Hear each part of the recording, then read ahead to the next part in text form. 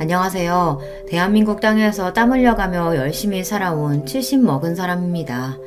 식구들 안 굶기려고 1분 1초 아끼며 살다 보니 지금은 취미랄 것도 없이 유튜브나 보며 지내는 노인이 되어버렸네요. 지금 나와 같이 사는 건 지난해부터 우리 집에 눌러 살게 된 길고양이 수봉이가 유일한 식구고요. 긴긴 밤 옆구리는 시리지 마음 울적할 때는 그저 술이나 마시며 여기 유튜브에서 사람들 사는 이야기 듣는 것이 재미난 일이 되었죠.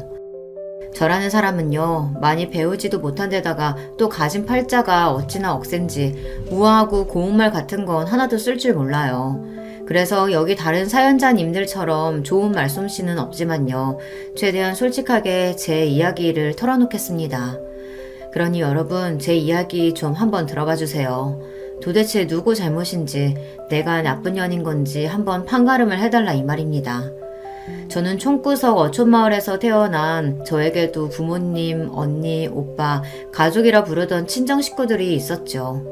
하지만 사고로 일찍이 아버지를 여의고 엄마 혼자 우리 3남매를 키우셨습니다.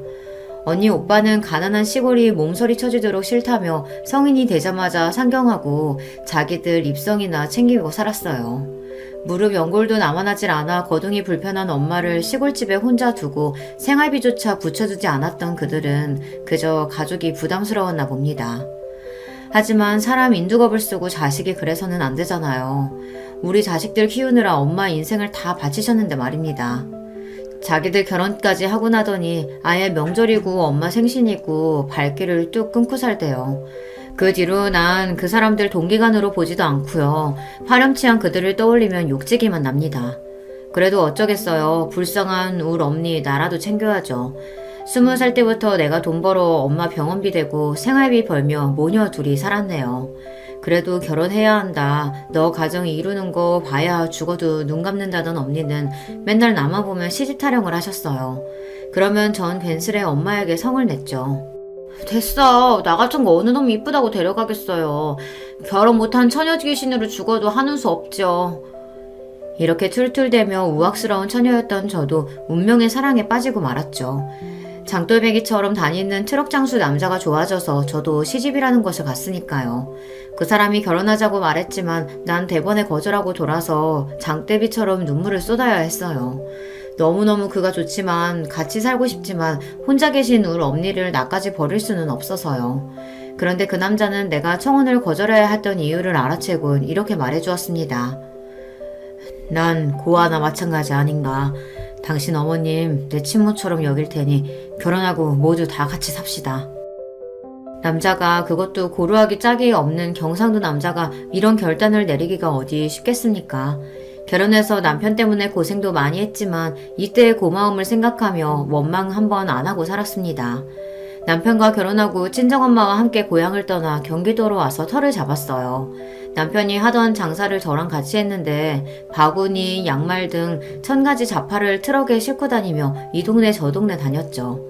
돌아다니며 하는 장사의 고됨은 이루 말할 수가 없었습니다. 그러다 보니 어느새 내 마음속에 소원 같은 것이 생겼죠. 바로 내 가게, 내 점포를 갖고 당당하게 장사하는 것 말입니다.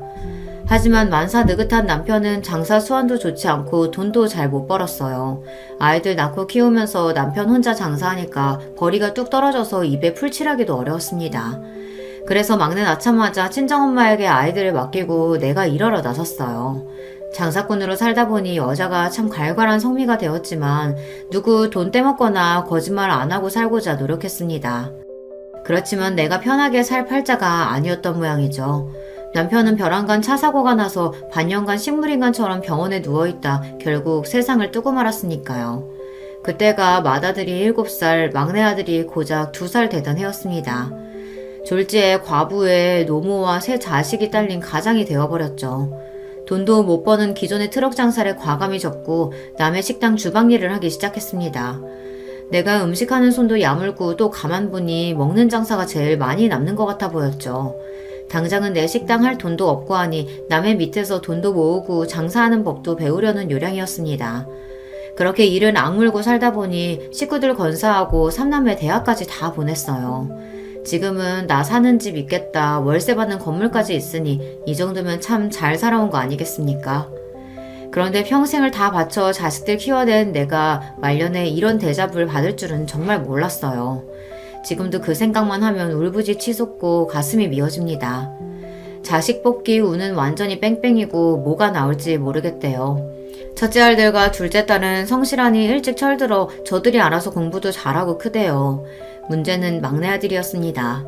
남편이 술 먹고 들어와서 더듬을 때 아주 손모가지를, 아니 다른 곳을 분질러 놨어야 했는데 주책맞게 이게 무슨 소린지 모르겠네요.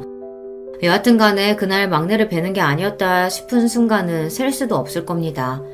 꽤 많고 장난심한 녀석이라서 애를 모르는 이웃이 없을 정도로 동네에 소문이 파다했어요. 거 정사하다 말고 어디 가요? 아휴, 내가 복장이 터져서 막둥이 학교 가요. 막둥이 담임선생님이 학부모 상담하자고 전화가 왔지 않아요. 에? 또 가? 지난번 선생님 가방에 개구리 집어넣고 여자애들 체육복 죄 뜯어놔서 불려갔었잖아요. 이번엔 또 무슨 짓을 졌대요? 대머리 교장선생님은 가발에 리본을 묶었다나 뭔 짓을 더 한 모양인데 아우, 아주 이놈의 자식 때문에 내가 못 살아. 걸핏하면 막내가 사고쳐서 학교에 불려가야 했어요. 죄송한 마음에 학년이 끝나면 의뢰 담임선생님 가족분들을 제 식당에 모셔서 대접했죠. 선생님, 성태기 자식 때문에 얼마나 노고가 많으셨습니까? 엄마로서 제가 참 죄송하고 고맙고 해서요. 없이 사는 사정이라 드릴 거라고는 이 사죄주 한 잔 올리고 음식 대접하는 것 뿐이라요. 촌지나 내놓지 하는 표정으로 제 초대를 거절한 선생님도 있었지만 대부분 제 정성을 뿌리치지 않고 초대에 응해주셨죠. 성태기가 장난은 곧잘 쳐도 머리 회전이 빠른 놈이니 때려서라도 끝까지 공부시키라던 고마운 선생님도 있으셨습니다. 그 말씀대로 막내 우격 다짐해서 좋다는 학원에 집어넣어 억지로 공부시켰습니다. 공부 안 하고 딴 데로 샜다거나 시시껄렁한 친구들과 어울리면 곧바로 귀때기를 잡고 끌고 와서 빗자루가 부러질 정도로 매질을 하며 강하게 키웠어요. 엄마 말 안 듣고 반항하던 놈도 어느새 맘잡고 공부하더니 결국 연세대에 합격을 했다는 거 아닙니까? 더 공부 잘하던 지 작은 누나도 한양대에 갔는데 사고뭉치 막내가 이 정도면 성공한 거죠. 우리 동네에서 자식 셋 다 좋은 대학교 보냈다는 이유로 저 가슴 좀 피고 삽니다. 물론 자식들이 알아서 잘한 거지만 과부로 자식 셋을 좋은 대학까지 보냈다는 것이 내 훈장과 같은 것입니다. 하지만 대학 보냈다고 자식 교육이 끝난 것은 아니죠. 어느 날 막내 다니는 대학교 행정처에서 전화가 걸려왔습니다. 여보세요? 네, 최성택 학생 부모님 되시죠? 이번 학기 등록금 납입이 안 되어서 전화드렸습니다. 네? 등록금 미납이라니 그럴 리가요. 분명히 몇 달 전에 학교 갖다 내라고 고지서 적힌 420만 원 애한테 현금으로 줬는데요. 글쎄요. 뭔가 착오가 있었는지 모르겠지만 미납 상태인 거 맞습니다. 이번 주까지 납입 안 되면 학생은 재적 처리될 거라는 거 유념하세요. 아니요. 선생님, 내가 내일 학교 가서 절대로 낼게요. 그러니 재적 학교에서 자르지 말아주셔요. 이게 어찌된 일이냐며 막내에게 따져 물으니 그놈은 막 횡설수설하는데 결국은 지가 술 먹고 노는데 그 돈을 다 갖다 써버렸다는 거예요. 어휴, 이놈아, 다른 돈도 아니고 대학 등록금이다. 매일 먹어야 하는 내 허리약은 건너뛰어도 너희들 학원비, 학교 육성회비는 어떻게 해서든 안 빼먹고 살았어. 그런데 감히 대학 등록금에 손을 대?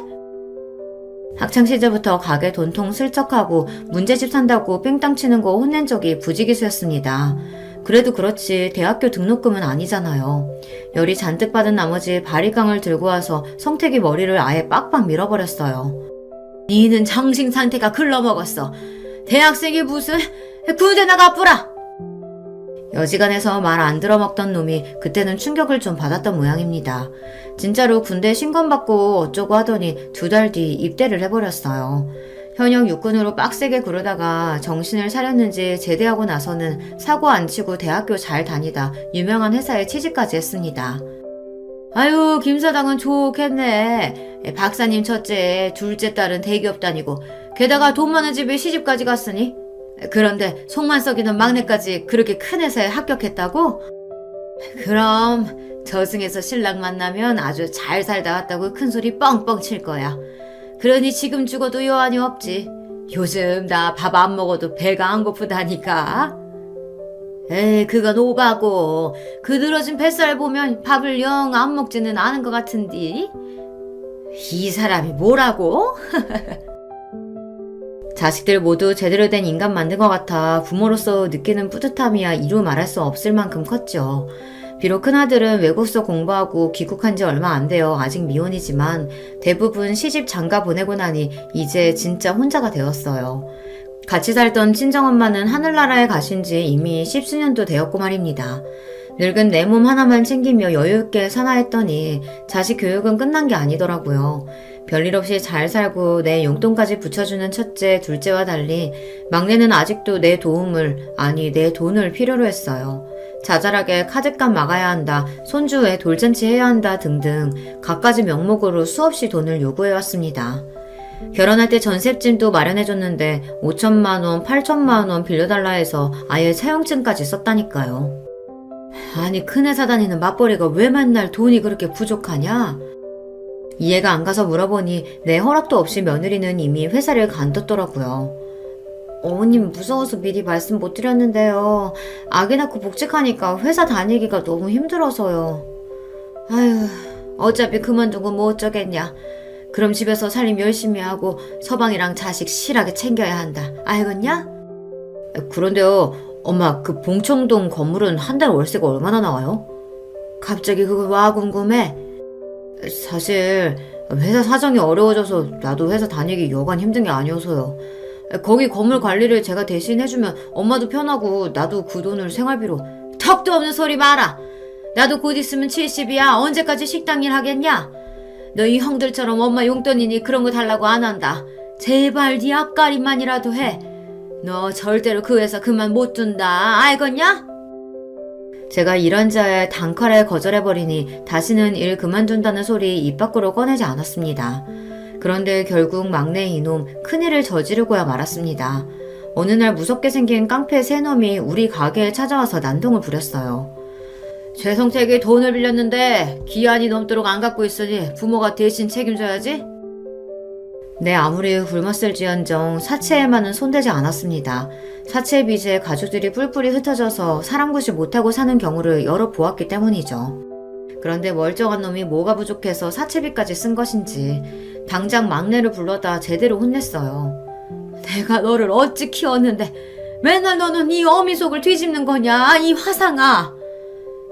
나는 다급히 그놈 때릴 몽둥이를 찾아다녔습니다. 그 모습에 겁먹은 막내는 도리어 나에게 이렇게 대들었어요. 엄마 그만 좀 하세요. 우리 때문에 요 모양 요 꼴로 사셨다고 시위하시는 거예요?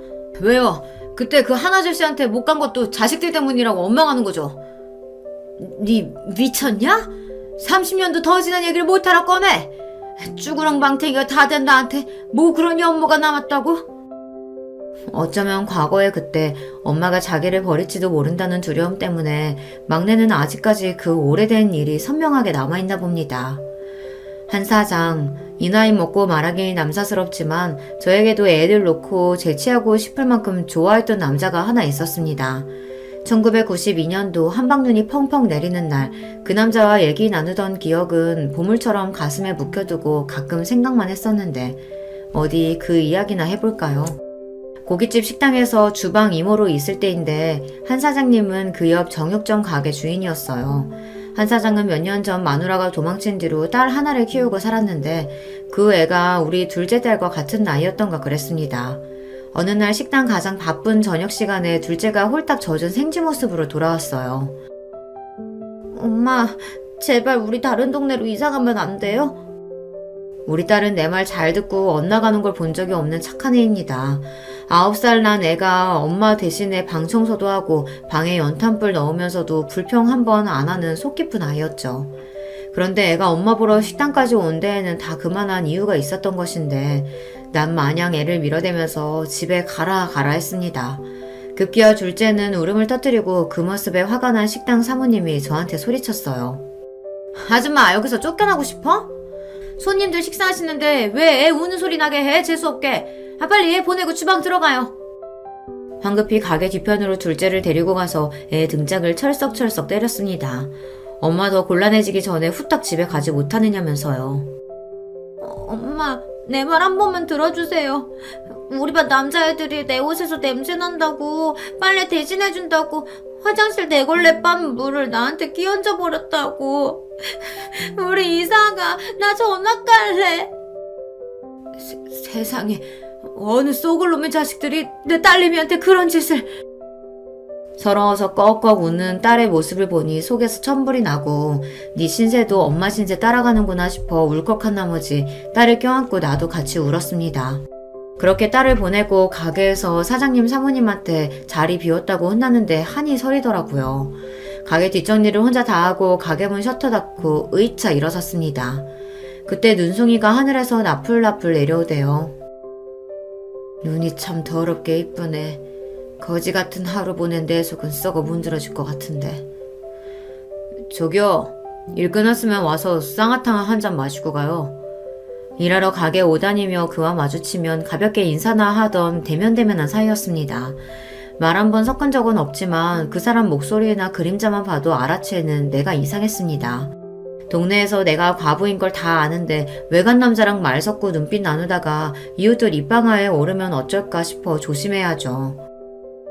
내가 왜 거기서 차를 마십니까? 집에서 애들이 기다리니 얼른 가야 돼요. 그 집딸이랑 우리 집 딸내미랑 같은 반인 건 몰랐어요? 애들 얘기할 게 있으니 잠깐 와봐요. 지금 시장 사람들 다 문 닫고 갔으니까. 남들 볼까 두려운 내 마음을 그에게 들킨 것 같다 놀랐지만 애들 얘기라고 하니까 못 이기는 척 들어가서 한 사장이 내미는 의자에 앉아 그가 준 종이컵을 받아들었습니다. 눈 오는 추운 겨울밤 쌍화차 하나가 뿜어내는 온기가 싫지 않더군요. 아니 너무 따뜻하고 좋아서 종이컵을 두 손 모아 꼭 감쌌습니다. 딸 이름이 혜연이 맞죠? 전학 온 뒤로 짓궂은 놈 몇몇이 괴롭히고 있었답니다. 우리 딸이 그 아이 뒷자리라 자주 봤는데 학부모회 하는 엄마 믿고 까부는 놈들이라 담임선생님도 못 본 척해서 혜연이가 많이 힘들어했대요. 안 그래도 내일 날 박는 대로 학교 가서 그 자식들을 확 죽이 삘라고 했어요. 그놈들 이름이 뭐랍니까? 그때 정육점 가게에 있던 라디오에서 심수봉의 노래가 흘러나왔습니다. 그대 내 곁에 선 순간 그 눈빛이 너무 좋아. 순간 이상한 경험을 했어요. 흐르던 시간이 멈추고 내리던 눈도 멈추고 난로 곁에 앉은 그 사람과 나 둘만 세상에 존재하는 것 같은 느낌. 더 이상 말을 하지 않았지만 우린 느낄 수 있었습니다. 당신과 나 서로 좋아하고 있군요. 노을처럼 붉게 달아오른 얼굴을 보이기 싫어서 냅다 거기서 뛰어나왔습니다. 그날 이후 식당 일 마치고 나오는 시간이면 한 사장이 나를 집까지 바래다 주었습니다. 서로 별말은 안 했지만 원래부터 그런 사이였던 듯이 마치 그래도 된다는 듯이 말이죠. 같이 포장마차 우동을 먹고 걸어가며 이야기하는 것뿐 별다른 짓도 안 했어요. 하지만 소문은 살에 살을 더해져 회개 망측해져 버렸습니다. 엄마 진짜야? 식당 사장님이 엄마 갖고 재혼할 거라 했어요. 정육점 아저씨랑 살려는 거지. 나 싫단 말이야. 우리 아빠는 한 분이야. 엄마 결혼하지 마. 다른 두 아이까지 합세해서 애들은 제가 결혼할 거라는 소문을 들었는데 진짜냐고 물었습니다. 아무리 내 새끼들이라지만 그 순간 어느 동네 사람들이 묻는 것보다 나에겐 더 무서웠어요. 내가 뭐 잘못한 것도 없는데 괜히 나쁜 짓 하다 잡힌 범죄자가 나고 애들은 형사 같았습니다. 그렇지만 난 결정을 해야 했어요. 어정쩡하게 한 사장과 이렇게 연애하다가는 시장에서 내 꼴만 우스워지고 애들 앞에 떳떳한 엄마로 있을 수 없으니까요. 어쩐 일로 자네가 날 먼저 만나자 했어? 기분 참 괜찮네. 여기 김치우동이 기가 막히다. 아줌마, 여기 김치우동이랑 소주 한 병이요. 당신 덕에 가슴 떨리고 행복했죠. 그치만 우린 여기까지여요. 난 어디선가 잘 살고 있을 테니 정희 아빠도 건강하게 잘 살아요. 따끈하게 놓인 우동을 그대로 두고서 내 할 말만 내뱉고 혼자 나와버렸습니다. 집에 와서 소주 한 병을 마시며 그날 처음으로 술의 맛을 알게 됐습니다. 이후 외로운 나에게 소주는 유일한 친구이자 한풀이 상대가 되었죠. 곧바로 나는 다른 동네로 이사갔기에 그 후 한 사장이 어떻게 사는지는 몰랐습니다. 그저 딸 중학교 졸업식 날 먼발치에서 그 반질반질한 얼굴을 본 게 마지막이었어요. 너희들이 새아빠 어쩌고 하는 소리 듣기 싫어서 그 사람 떠난 지가 30년도 됐어. 근데 그게 왜? 내가 왜 너한테 한 사장 얘기를 들어야 하냐? 그거 아세요? 엄마는 지난 세월 고생한 게 다 자식들 때문이라고 생각하니까 작은 실수에도 그렇게 크게 역정을 내시는 거예요. 그 억하심정 때문에 내가 하는 행동 하나하나가 다 미운 거라고요. 언제 엄마가 나한테 따뜻한 말 한마디 건네준 적 있었어요? 그대로 막내는 방문을 걷어차고 집에서 나가버렸습니다. 저 자식이 그래도? 지 잘못한 거는 생각도 안 하고 막내놈은 저렇게 엉뚱한 생각이나 하며 엄마 탓이나 하고 있었어요. 뭐 저도 다 잘한 건 아닙니다. 옛말에 예쁜 자식 매로 키운다고 했어요. 아비 없이 자라 저 모양이라는 소리 듣기 싫어서 우리 애들 교육 더 단단히 시켰습니다. 난 참 엄하고 싫은 소리만 하는 엄마였을 거예요. 생각해보면 첫째가 반에서 1등 했다고 눈을 반짝이며 얘기하면 니 어디 가서 1등 한다고 자랑하고 다니면 안 돼. 사람이 거만하면 욕먹는 법이야. 계속 1등할 방법이라 연구해라. 마음 같아서는 애 얼싸안고 어야둥둥 춤이라도 추고 싶었지만 꾹 참고 이렇게 말했어요. 그때 시무룩하게 돌아서던 큰아이의 얼굴이 생각납니다. 그리 모질고 엄한 엄마라서 자식들 머리 크고 나니 이렇게 안타깝고 후회스럽네요. 막내 말대로 난 따뜻한 그런 엄마는 아니었습니다. 대신 억척스럽게 돈 벌어서 어디 가서 기죽지 않도록 애들 입히고 먹이고 가르쳤어요. 그게 내 평생의 자부심이었단 말입니다. 이렇게 막내가 속삭일 때면 둘째한테 전화해서 이렇게 저렇게 이야기를 하곤 해요. 그래도 딸이라고 내 말도 잘 들어주고 나 위로해준다고 같이 맞장구도 쳐주니 고맙죠. 막내가 워낙 매사 불평불만이 많은 녀석이라 그래. 지가 받은 사랑을 생각도 못하고 부족한 것만 생각하는데 그걸 어떻게 다 맞춰줘. 괜히 그 자식 말 때문에 엄마 맘 쓰지 마세요. 엄마, 근데 귀는 좀 어때? 병원에는 다녀왔어요? 그래. 의사가 노인성 난청이 좀 일찍 온 거라고 하대.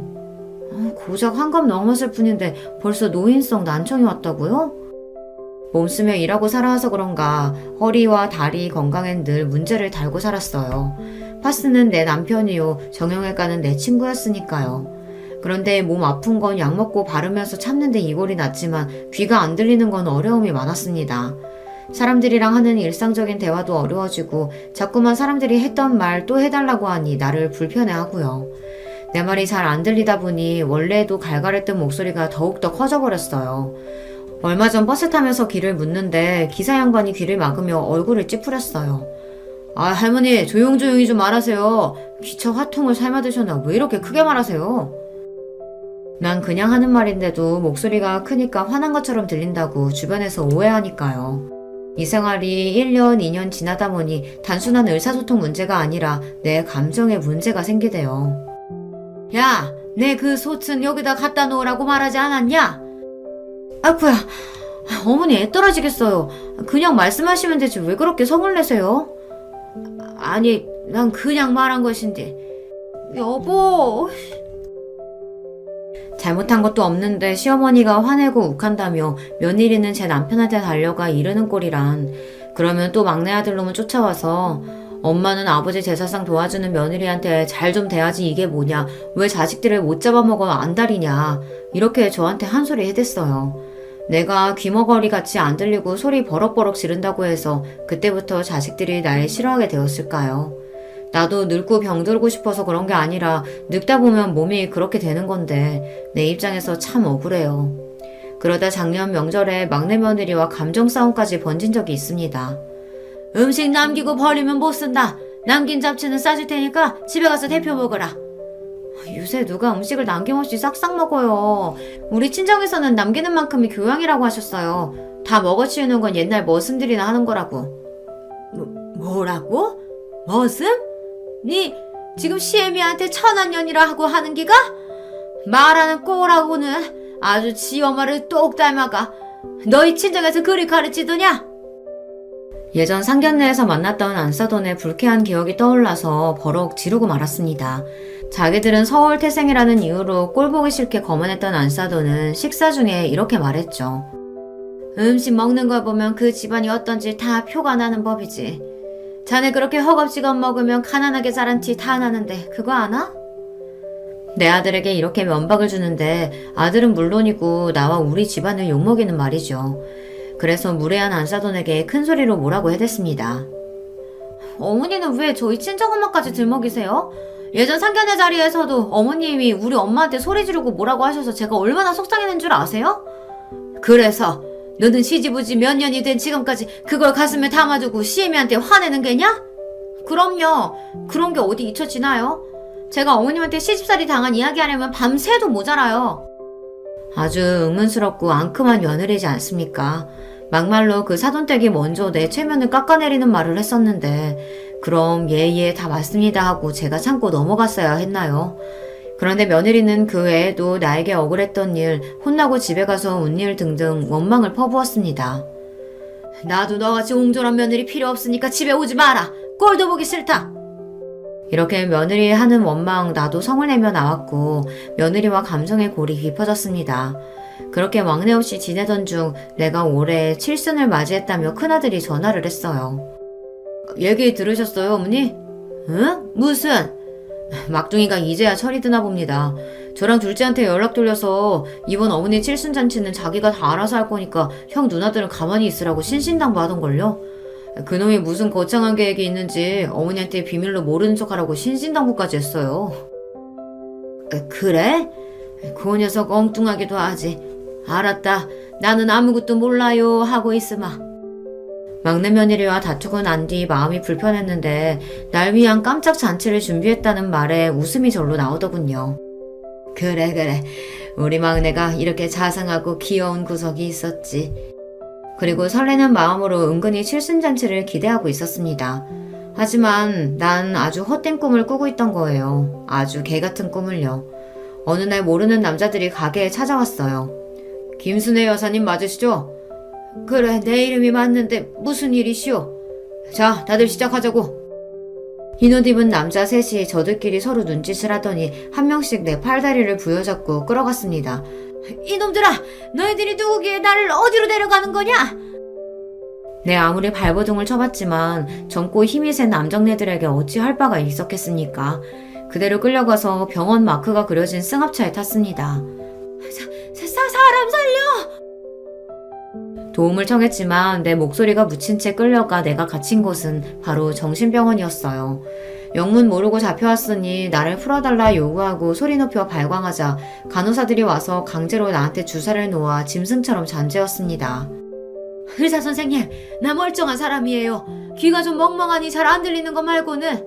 그런데 내가 왜 여기 있어야 돼요? 이미 가족분들, 그러니까 자녀분이 동의했습니다. 병속 폭언과 폭행을 일삼고 분노조절장애와 조현병 증세까지. 말도 안 돼. 내가 무슨 정신병이 있다고. 자식놈들에게 화가 나서 악을 쓰고 다리로 땅을 쾅쾅 찍자 의사는 태연하게 배를 눌렀습니다. 그러면 밖에 있던 남자 간호사들이 들어와서 나를 번쩍 안아들고 병실에 패대기 쳤습니다. 아, 나는 이대로 정신병자처럼 이곳에 갇혀서 생을 마감하게 되는 것일까. 지옥 같은 정신병원 생활보다 힘들었던 건 자식으로 인해 이런 일을 당했다는 것이죠. 매일 밤 아주 작은 환기창으로 달을 보며 평생 처음 소원이란 걸 빌었습니다. 제발 날 여기서 꺼내주셔요. 고생만 하고 살아온 거 하느님 아시죠? 말년의 일에 미친년으로 마감할 수는 없습니다. 정성스레 하늘에 비르다 보니 정말 응답하신 걸까요? 어느 날 발갓 활보 시간에 옥상 정원을 청소하고 있는 남자 노인 얼굴을 보니 내가 아는 사람이었어요. 그는 바로 그 옛날 내가 연모했던 한 사장님이었어요. 한 사장님? 제 목소리를 들은 그는 빗자루질을 하느라 굽히고 있던 허리를 펴고 두리번거렸습니다. 그 얼굴을 자세히 보니 비록 세월의 흔적으로 변했지만 똑똑히 알아볼 수 있었습니다. 내가 기억하는 그 한 사장이 분명했어요. 나를 기억해요? 많이 늙었지만 말입니다. 처음엔 한자옷 입은 나를 경계하다가 내 얼굴을 한참 보던 그는 결국 알아봐 주었어요. 알아요, 혜연 엄마. 아니, 수님씨. 저기요, 날 좀 도와주오. 난 한 사장에게 첫째와 둘째의 휴대폰 번호를 불러주며 내 상황을 대신 알려달라고 빌다시피 부탁했습니다. 그의 도움으로 다음날 둘째 딸이 병원에 찾아와서 난 겨우 풀려날 수 있었던 거예요. 혜연아, 아휴, 내가 이 꼴 보자고 아등바등 살아왔다. 차라리 그때 네 아버지 따라 혀 깨물고 죽을 것을. 둘째와 그간 이야기를 나누면서 알게 된 사실이 있었습니다. 막내놈이 아주 이전부터 철저한 계획을 세우고 날 일부러 정신병원에 쳐넣었다는 거 말입니다. 그놈은 저희 형 누나들에게 내가 사라진 일을 거짓으로 속였습니다. 나를 모시고 칠순잔치 호텔로 가던 중 나한테 얻어맞고 정신을 차려보니 자기들이 차에 쓰러져 있고 엄마는 이미 사라진 쥐였다고. 얼마 전부터 치매 증상이 심해진 탓에 이런 일이 벌어진 것 같다고 꾸며낸 거였죠. 심지어 경찰서에 신고까지 했다고 속였대요. 평생 자잘한 거짓말 치고 살아오더니 이렇게 대담한 죄까지 저지를 줄은 나는 미처 몰랐습니다. 엄마가 막내 때문에 정신병원에 갇혀 있었다니 믿을 수가 없어요. 어떻게 사람으로서 그런 짓까지 할 수가 있지? 그래, 나도 믿을 수가 없었다. 그런데 그놈들이 병원으로 날 찾아와서 이렇게 말하더구나. 정신병원에 갇히고 막내동과 며느리가 찾아온 날, 한 사장이 내 옷 속에 몰래 녹음기를 두어 그날의 대화를 남겨놓을 수 있었습니다. 얘들아, 뭔가 일이 크게 잘못된 것 같다. 여기 사람들이 날 이곳에 끌고 왔어. 너희가 나 좀 풀어다오. 자식들이 직접 해명하면 이들도 믿어주겠지. 저희가요? 왜요? 설마 너희들이... 이제야 상황 돌아가는 걸 눈치채셨어요? 세상에서 엄마가 제일 무서웠는데 이 사람들이 나한테 이 방법을 알려줘서 얼마나 살겠던지. 이제야 처음 엄마한테서 떨어져 자유롭게 살 수 있게 되었는데 내 손으로 엄마를 풀어주겠어요? 이놈아, 농담이라도 하나도 안 재밌어. 내가 너한테 무슨 죄를 지었다고 멀쩡한 어미를 이런 식으로 미친년으로 만든단 말이냐? 그러게 엄마가 평소에 자식들을 좀 겁박하고 자기 뜻대로 휘둘렀어야 말이지. 이제 나도 아이 달린 가장이라고요. 언제까지 뭐 하나 잘못하면 쭈루루 엄마한테 달려가서 혼나고 살아야 하나? 엄마 가진 집이며 건물 어차피 나중에 받을 거 지금부터 그거 갖고 살면 될 것을. 어머니, 저희도 이러는 거 괴로워요. 하지만 우린들 어떻게 해요. 그대로 있었으면 어머님한테 피 말려서 우리가 먼저 죽을 것 같은걸요. 녹음기 속 대화를 듣던 첫째와 둘째는 어찌나 충격을 받았던지 입을 다물지 못하고 눈만 껌뻑거렸습니다. 그 상놈의 자식 가만 안 두겠습니다. 어머니, 어떻게 하면 좋겠습니까? 막내놈을 어떻게 벌줘야 할지에 대해 두 아이와 의논을 했죠. 자식을 위해서라면 눈 하나 달래도 줄 수 있었던 어미지만 난 아들, 딸의 조언대로 변호사를 찾았습니다. 변호사님, 자식까지도 않은 막내 호적에서 파주쇼. 법원 판결을 통해 정당한 이유로 인정을 받아야 가족관계 등록부 정정이 가능합니다. 우리나라에서 호주제는 폐지되어서 이제 호적 자체가 없기도 하고요. 그럼 어떻게 방법이 없는 건가요? 그럴 수야 없죠. 의뢰인께서 막내 아드님으로부터 당하신 일에 대해 복수하셔야 하지 않겠습니까? 내가 처했던 상황을 설명하자 변호사님은 최선을 다해 돕겠다고 자기만 믿으라 장담했어요.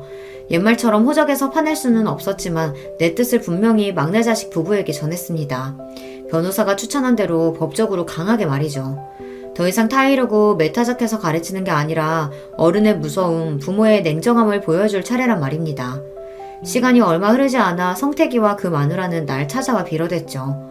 하지만 아직도 정신을 못 차렸는지 사죄부터 하지 않고 저들이 처한 상황부터 해결해달라고 하는 꼴이란. 세상에 이런 법이 어디 있습니까?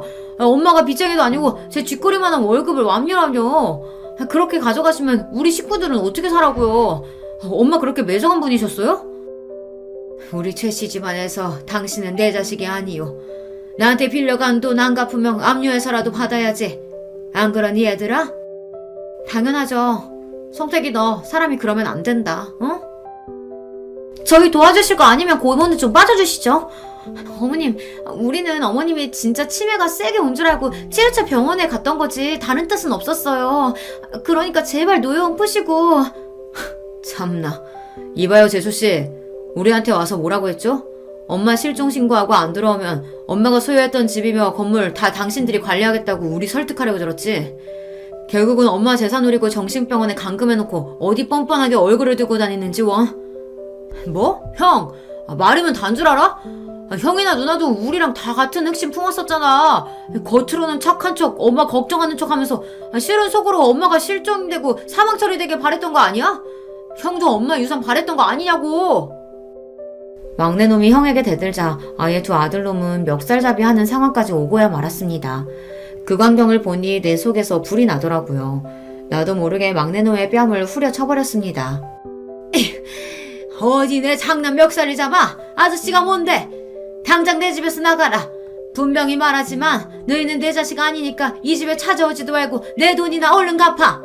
안 갚으면 계속 그렇게 월급 차압 당할 거라는 것만 똑똑히 알고. 변호사의 조언대로 채권 강제 집행인가 하는 법원 명령을 받아 아들의 월급 380만 원 중 절반을 차압했으니 저들이 먹고 살기 힘들기도 하겠죠. 하지만 불효막심한 막내에 대한 단죄는 이것이 끝이 아니었습니다. 두 남매가 나를 위해 진짜 칠순잔치를 준비해서 서울 강남의 유명한 호텔에서 흥겨운 시간을 보내고 있었죠. 당연히 막내는 그 자리에 초청하지 않았고요. 그런데 둘째 손주들의 귀여운 축하 노래 중 어찌 알고 왔는지 막내 아들과 며느리가 그 잔치에 들어왔어요. 설마 미운 내가 보고 싶어서 칠순잔치까지 왔겠습니까? 뭐 월급 압류 풀어달라 사정할 목적이었겠죠. 내 자식이지만 이젠 나도 그 시꺼먼 속내에 속아 넘어가지 않습니다. 이 자리에 있어서는 안 될 사람들이 왔네. 첫째야 둘째야 쟤네 끌어내라. 저도 자식이에요. 하나뿐인 어머니 칠순잔치에 아들인 제가 빠져도 되겠습니까? 아, 그러세요? 어쩌나? 사실 나는 자식이 둘뿐이었어요. 거기 자네들은 내 모르는 사람이니 이 좋은 잔치에서 나가주실랍니까? 정말 왜 이렇게까지 하시는 거예요, 엄마? 차라리 원래 엄마 성미대로 메타적하고 차라리 욕을 날리세요. 안 어울리게 서울만 쓰며 자식인 우리한테 존대하시냐고요. 진짜 소름 끼치게. 나는요, 나랑 하등 상관없는 남한테는 그래도 예의 지키고 사는 년입니다. 그쪽이랑은 완전히 남이니까 이러죠. 뭐 이렇게 내 잔치에 온 김에 거기 차린 뷔페나 먹고 가요. 옛날에도 좋은 잔칫날 동네 버렁쟁이들까지 다 먹였으니까. 나는 더 꼴도 보기 쉽지 않다는 듯 잔치 내내 막내를 투명인간처럼 대했습니다. 보다 못한 둘째 딸이 날 타이르더군요. 엄마, 이제 그만 성택이네 용서해주세요. 얘기 들어보니까 얘네들 그동안 고생도 많이 하고 진짜 반성 많이 했대요. 딸의 얘기에 나는 가자미 눈으로 쏘아보며 호통을 쳤습니다. 내 허락도 없이 오늘 잔치한다는 것도 네가 저놈들한테 알려준 게냐? 너 역시 엄마 무시하고 네 멋대로 굴다가 막내 꼴 되고 싶으냐? 내 불효령에 둘째 딸과 사이는 절대 그런 일은 없다며 나에게 빌고 잘못했다고 했습니다. 마지막 순서로 오신 손님들에게 감사 인사를 드리려던 찰나였죠. 그런데 나는 들고 있던 마이크에 대고 예정에도 없던 이야기를 하기 시작했어요. 보잘것없는 이 늙은이의 칠순잔치를 두 자식이 합심해서 열어준 것에 고맙구나. 또 바쁘신데도 불구하고 여기까지 와주신 손님들께 뭐라 감사의 말씀을 드려야 할지 모르겠습니다. 아까 중간에 한번 소란을 피웠죠. 내 치부이고 내 허물이지만 난 감추는 법을 모르는 사람이니 여기 계신 모두에게 얘기 드리죠. 저 막내 아들인 놈이 이 애미한테 무슨 짓을 했냐면요. 그 자리에서 그놈들이 벌였던 천인공노할 짓을 한 푼도 더하거나 빼지 않고 온전히 사실 그대로 밝혔습니다. 순식간에 웅성거리며 막내 아들과 며느리에게 수십 수백 개의 눈이 향했고 비난과 욕설이 나오기 시작했죠. 예상치 못한 상황에 막내 아들과 며느리는 아연 실색하고는 그대로 주랭랑을 쳐버렸습니다. 그러자 다른 두 자식들 또한 몹시 당황했습니다.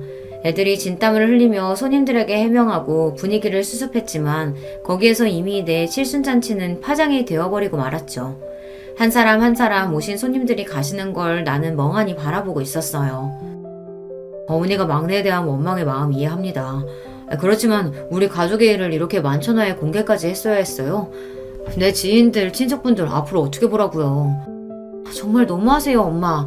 막내가 저렇게까지 엇나간 데에는 이토록 심하게 구는 엄마의 탓도 있다는 생각 안 해보셨어요?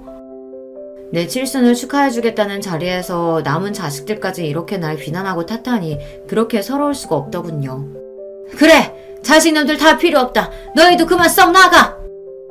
그렇게 첫째네 둘째네 가족들도 나가버리고 그 넓은 홀에 나 혼자 덩그러니 남았습니다. 아니, 그 자리에 남아준 단 한 사람이 있었죠. 내가 정신병원에서 탈출할 수 있게 도와준 한 사장님이요. 그는 서러움에 끄끄 울고 있는 내 어깨에 손을 얹으며 곁에 있어 주었습니다. 내가 원래 성질머리가 이렇게 고약해요. 그래도 내 잔치인데 남은 자식들까지 저렇게 날 탓하고 떠나가네요. 한 사장님, 내 인생은 엉망진창이었나 봐요. 나는 겨우 딸 하나인데 호래비로 열심히 키웠대도 지금 이래 혼자 아닙니까? 키우는 수고만 있지 부모 마음 하나 몰라주는 게 그게 자식이에요. 하던 정육점도 못 맞고 푸어놨는데 돈 없는 아비는 아비 대접도 안 해줘요. 지가 돈 벌어 대학 등록금 내고 시집도 제 돈으로 갔다면서 아버지 사는 집에 코빼기도 잘 안 비춤디다. 병원에서 청소하면서 이렇게 나 혼자 먹고 살고 있잖아요. 들어보니 한 사장님의 사연도 참 기구하고 탁했어요. 자식들이 날 정절없는 어미로 생각할까봐 두려워서 애모의 감정을 감추고 그에게 도망쳤던 날이 기억납니다. 그런데 다 늙은 지금 내 인생에 무엇이 남았는지요. 자식이요? 아니면 어느 정도 모은 재산이요? 난 이제 새 인생을 살기로 작정했습니다. 좀 더 아껴서 자식들 앞으로 큰 유산이나 남기려고 했던 마음 버리고요. 모아놓은 돈 내가 다 쓰고 살다 죽기로 했죠. 평생 하던 식당을 처분한다는 소식에 맏아들과 둘째 딸이 오랜만에 찾아왔습니다. 그 잘되던 가게를 왜 정리하냐고 묻더군요. 이놈들아, 내 가게 내가 원할 때 정리도 못하냐? 70 넘은 내가 죽을 때까지 돈 벌면 뭐해? 너희들 앞에 유산밖에 더 되겠어. 어떻게 된 게 내 건강 걱정하면서 가게 그만두라는 자식놈이 하나가 없다냐? 내가 참 헛살았어. 엄마, 옛날 망원동에서 정육점 하던 아저씨 요즘 만나고 다니시죠?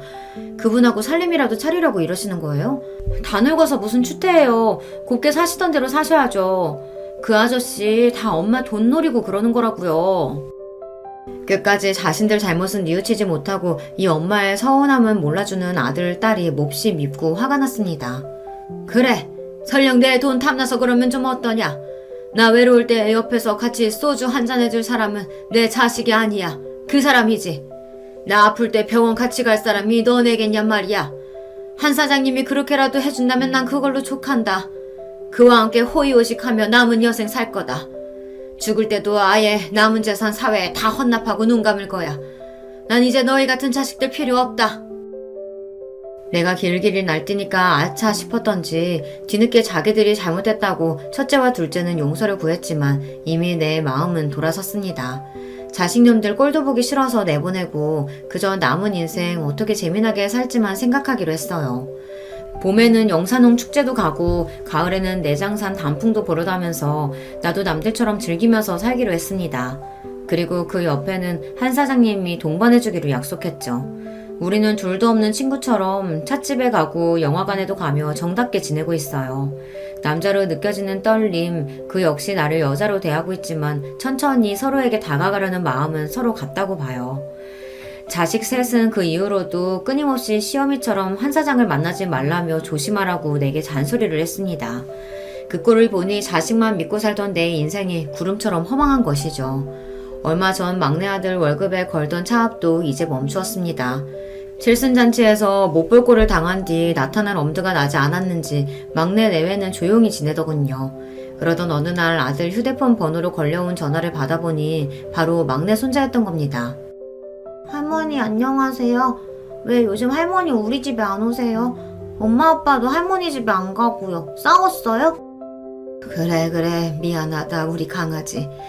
할머니가 네 아빠한테 화가 나서 당분간 떨어지기로 했어. 근데 우리 손주 잘 지내고 있냐? 유치원에서 친구들이랑 사이좋게 지내고? 이제 유치원 못 가서 친구들이랑 못 만나요. 왜냐고 물어보니까 엄마가 비밀이 있다고 유치원은 나중에 가자고 하셨어요. 할머니 지난번에 저 티니핑 사주신다고 약속했잖아요. 언제 주세요? 갑자기 그 통통한 볼살에 똘망한 눈의 막내 손자가 몹시 보고 싶어졌습니다. 화가 난다고 이제 자식들 다 필요 없다고 마음의 빗장을 걸어 잠궜지만 천륜을 어찌 끊겠습니까? 손자의 목소리를 들으니 단숨에 달려가서 손자도 안아보고 아들 얼굴도 보고 싶더군요. 내가 압류까지 해버려서 손자 유치원도 못 보내는 게 아닌가 싶어서 변호사에게 연락해서 압류를 해지했어요. 그 일이 있고 난 얼마 뒤 주말 낮에 막내 아들이 집에 찾아왔습니다. 우리 막내 손자도 데리고 말이죠. 아이고 우리 강아지 할머니 보러 왔어? 나도 모르게 신발도 안 신고 뛰쳐나가서 손주를 얼싸안고 집으로 들어왔습니다. 정신병원 사건 이후 처음 아들에게도 엄마처럼 대했고요.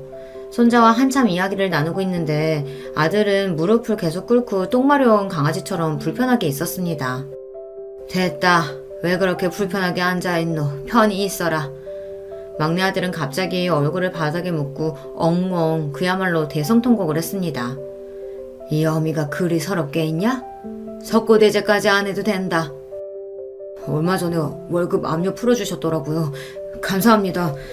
제가 정말 아주 못난 놈이었죠. 형 누나처럼 효자의 반듯한 놈은 못됐어도 그렇게 막 나가는 불효까지 해서는 안 됐는데 절 용서해 주세요. 이제라도 알았다면 앞으로 네가 어쩌는지 내 눈 부릅뜨고 지켜본다. 그러고 네 형 누나도 뭐 그리 효자 아니다. 아니 못나게 굴어서 그놈들도 지금 자식처럼 안 보고 있지. 너나 그것들이나 크게 진배 없다. 손자가 그리 갖고 싶었던 장난감도 사주고 아들이 좋아하는 갈비찜 밖에서 사 먹이고 돌아왔습니다. 가만히 내 속이 어떤가 들여다보니 막내 아들에게 맺혀있던 한해 응어리가 많이 풀어져 있더군요. 이게 어미고 끊지 못하는 천륜인가 싶습니다. 하지만 그렇대도 아직 막내가 저지른 죄를 완전히 용서한 건 아닙니다. 이놈이 진심으로 뉘우치는 것인지 아니면 그런 척 어미를 속이고 정신 못 차리고 있는 것인지는 좀 더 지켜봐야죠. 전처럼 자식들 필요한 거 다 해다 바치고 모든 애들 입장에서 생각하던 것은 이제 나 안 할랍니다. 예전 같으면 자식들 무서워서 남자친구는커녕 친구도 잘 못 만났는데 지금은 자식들이 뭐라든 한 사장님하고 가깝게 지내니까요. 이쯤에서 구독자 여러분께 묻고 싶네요. 여러분이 저처럼 정신병원에 가둔 자식이 있다면 그놈을 용서하고 전처럼 받아들이실 수 있으신지요? 그래도 자식이라고 품어주려는지요? 자식들이 엄마가 변했다고 노망이냐며 서운하다고 나오는데 제가 뭐 그리 잘못한 것입니까?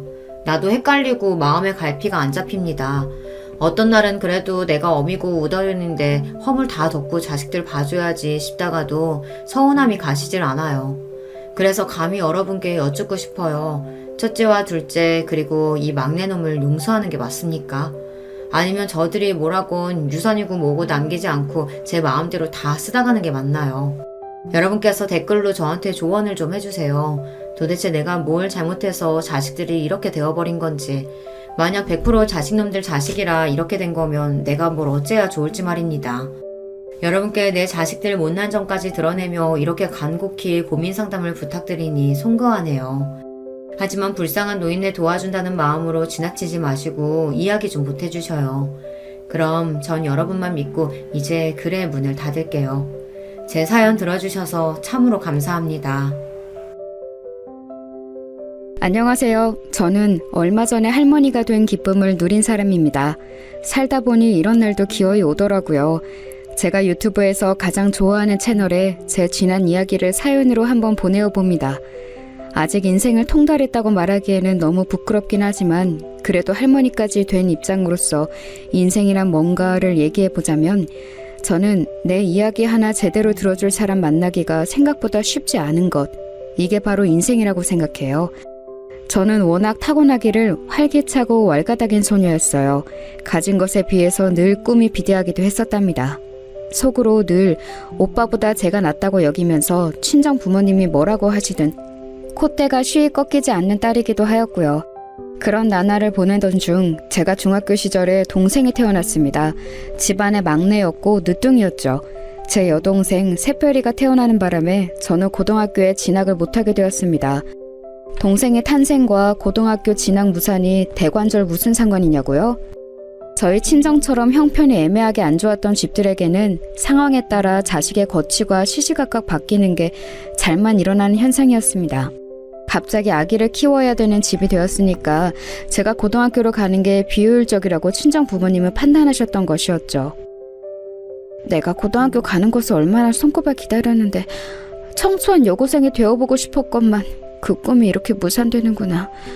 부모님께 대들고 반항을 해보자니 집안 형편이 지금 어려워진 것 같고 출산 이후로 엄마의 건강도 좋지 못하시고 그런 상황이라 말대꾸도 못하겠어. 이건 어쩔 수가 없구나. 눈물을 쓰게 삼키며 고등학교 진학을 단념했던 날 아무도 몰래 저는 동네의 뒷산에 가서 눈물 콧물을 다 흘리며 오열했습니다. 이 세상에서 제일 가는 비련의 여주인공이 된 것 마냥 불행한 스스로에 취해서 많이 울었었네요. 그렇게 울고 나니까 얼마나 배가 고프던지 집에 돌아가는 길에 이웃집의 밭에서 과일 서리를 하나 몰래 하고 말았는데 낌새를 느낀 것인지 주인이 집에서 얼른 나오길래 안 들키려고 미친 듯이 내달렸다가 돌부리에 걸려 넘어져서 다리에 상처가 났었죠. 그런데 그 상처가 제가 나중에 결혼하고 애를 낳을 때까지도 흉터를 남긴 채였어요. 볼 때마다 얼마나 기가 막히던지요. 혼자 괜히 폼 잡겠다고 뒷산에 가서 울지만 않았어도 배가 안 고팠을 거예요. 그러니까 저는 희한한 쪽으로 많이 튀는 애였던 것 같아요. 갓난아기 동생, 사실 얼마나 귀여운 존재입니까? 그러나 저는 언니가 되어서는 동생인 새별이가 아기일 적에 이를 박박 갈면서 미워했었습니다.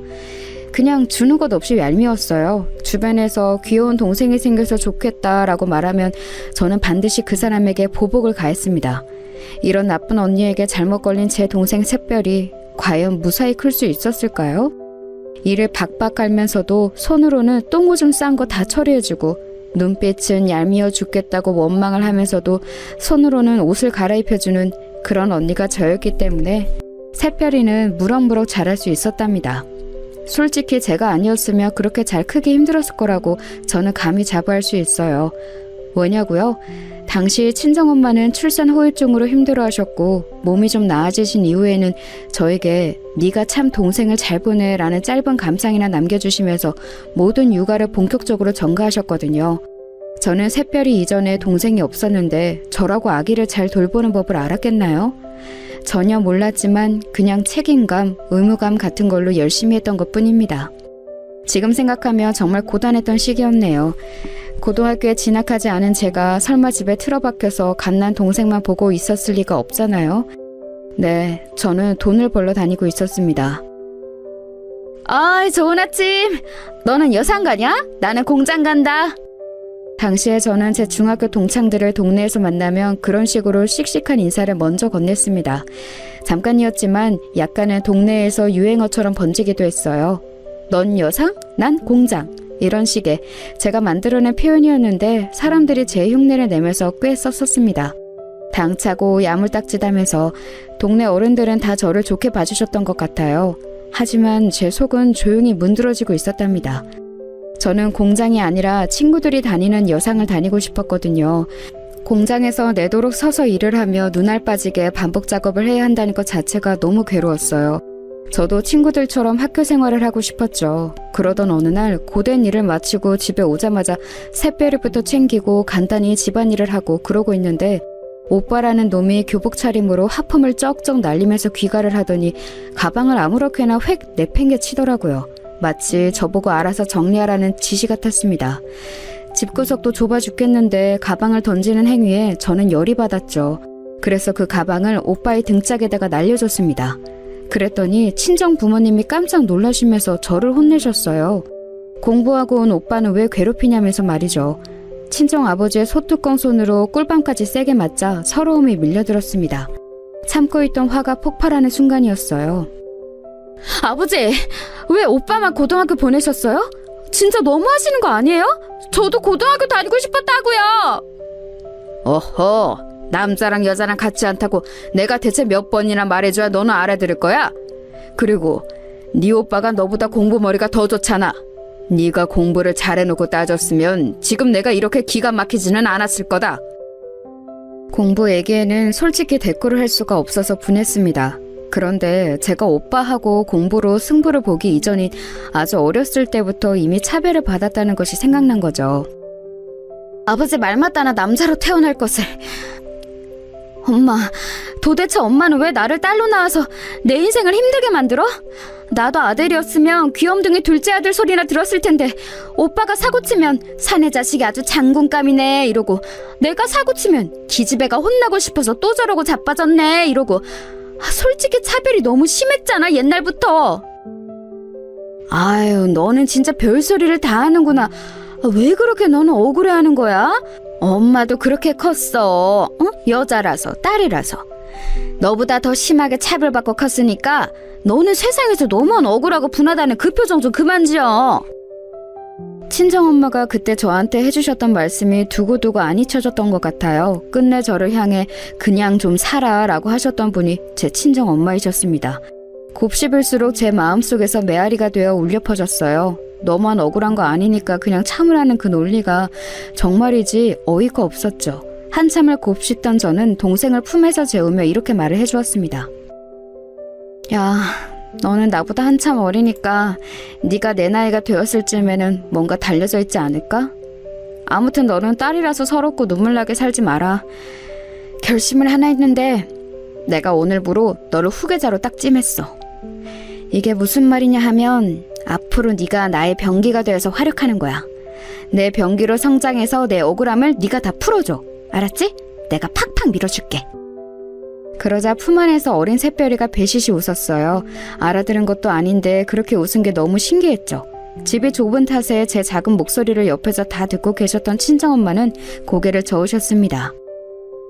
아유, 애한테 이상한 소리 마. 변기 같은 소리 하고 있네. 그리고 애가 뭘 알아듣기라도 하니? 왜?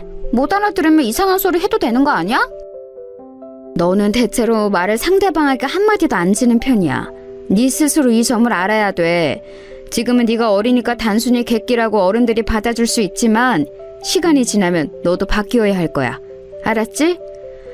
그런데 아무튼 엄마는 네가 있어서 다행이라고 생각은 해. 너 없었으면 누뚱이는 나을 엄두도 못 냈을 것 같네. 고맙다 우리 딸. 친정엄마는 어색하고 민망해하시면서도 저에게 그날 고맙다는 인사를 남몰래 해주셨어요. 새별이의 존재 때문에 여러모로 제 상황이 꼬여버렸는데 동생이니까 소중하기는 하고 친정엄마에게 고맙다는 인사도 처음으로 들어보고 이런 상황이니 저에게 새별이는 애증의 존재로 자리 잡았던 것 같습니다. 좋으면서도 미우면서도 귀찮으면서도 아주 그냥 복잡 미묘했죠. 그런데 제가 성인이 되고 나니까 애증이라는 감정도 자연스레 옅어지더라고요. 제가 더 이상 10대 소녀가 아니기 때문인 듯 싶었었네요.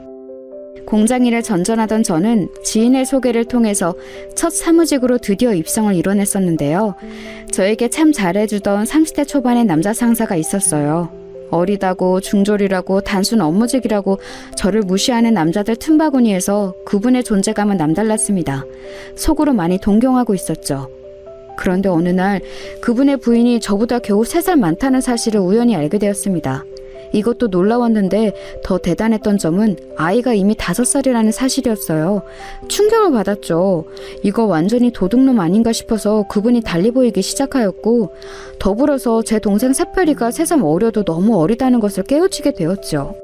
자칫 제가 남자와 불장난을 저지르는 사고를 쳐버렸으면 이미 새별이 나이 수준의 아이가 있었을지도 모른다는 가정을 해보니까 앞으로는 그냥 새별이를 내 새끼라고 생각하고 무조건 잘해줘야겠다는 생각이 확 들더군요.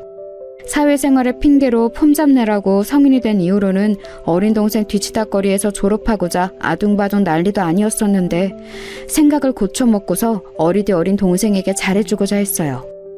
그러고 나니까 눈에 보이더라고요. 새별이가 얼마나 대충 방치되어 대충 자라고 있는지 말입니다. 저러다가 공부에 기억자하고도 인연이 없을 것 같아서 첫 단추를 잘 꿰어주고자 제가 노력을 좀 했어요.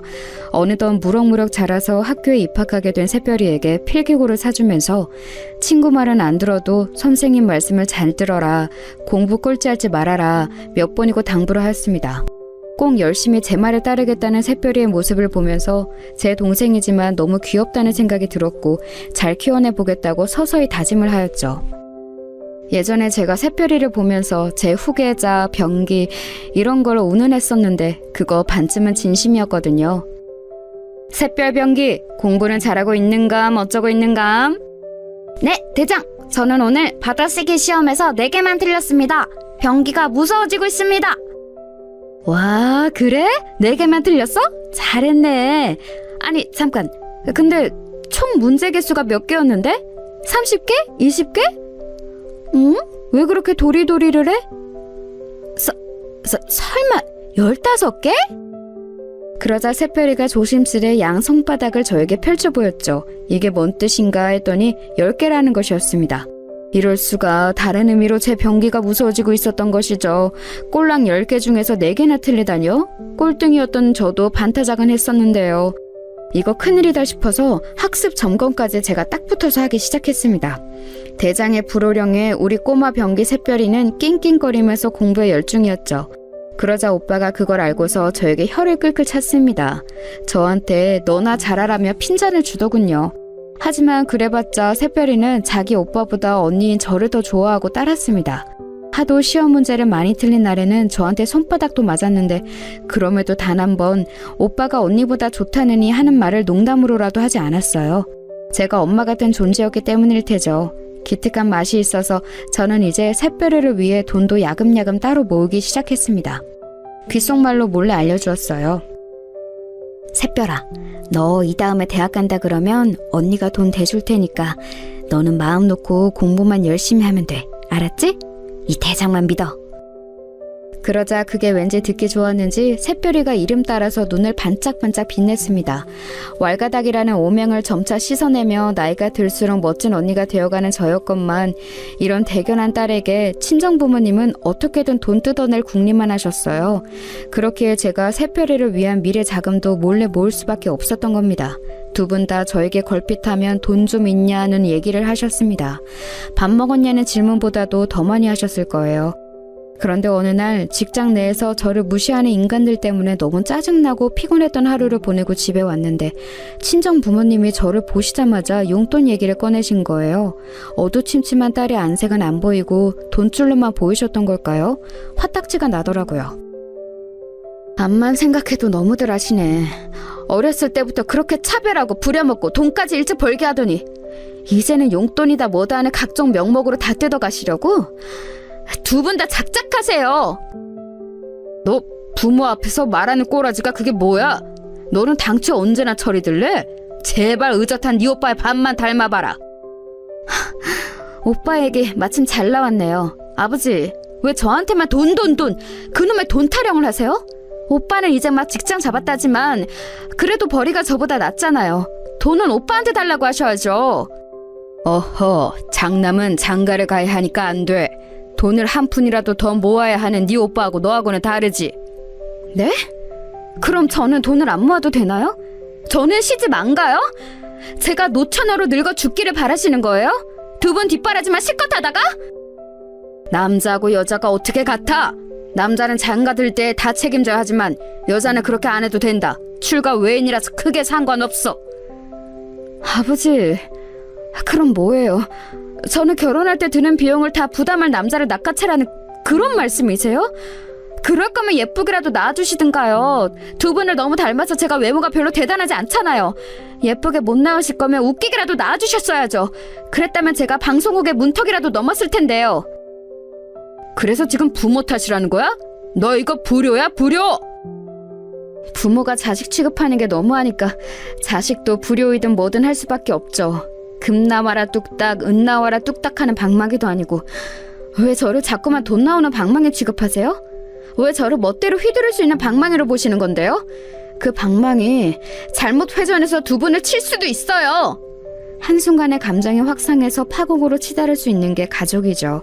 저는 그날 폭발해서 막말을 쏟고 말았고 친정아버지가 열받아서 날리신 귀싸대기를 얻어맞았습니다. 맞고 나니까 진짜 서럽더라고요. 그래서 저는 절대로 제 자식들을 손으로는 직접 안 때리고 키웠네요. 옆에서 지켜보시던 친정엄마가 나셔셨고 이때가 점점 친정엄마의 건강이 살짝 안 좋아지고 계셨던 시기였기에 친정아버지는 화를 더 못 내시고 씩씩거리기만 하셨습니다. 찜찜하게 일단락된 상황을 뒤로하고 돌아서는데 제가 당황하고 말았죠. 새별이하고 눈이 딱 마주친 거예요. 모든 상황을 어린 동생에게 다 보이고 말았다고 생각하니까 너무 창피해서 죽고만 싶었네요. 새별이의 난처한 눈빛을 보기 민망해서 집을 나갔다가 앞에서 담배를 피우고 있던 오빠를 마주쳤습니다.